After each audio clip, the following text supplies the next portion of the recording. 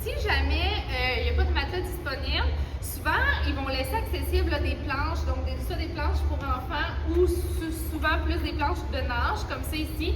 Donc on pourrait faire la même activité avec une planche de nage, mais c'est beaucoup moins stable. Donc on va devoir se mettre quand même très près de la planche, puis on tient toujours bébé. T'sais, la planche, c'est pas grave si elle part, bébé c'est grave s'il part, donc on veut être quand même sécuritaire. Donc, je vous dirais que si on fait l'activité sur une planche, on va devoir toujours tenir le bébé quand même. Mais encore, comme nos autres activités, on va vouloir quand même le tenir un petit peu plus vers les hanches, donc pour qu'il puisse quand même travailler et tout.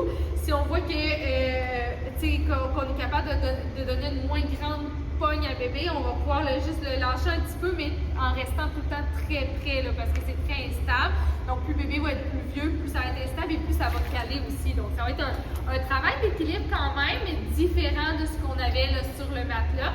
Mais ça pourrait être quand même quelque chose d'intéressant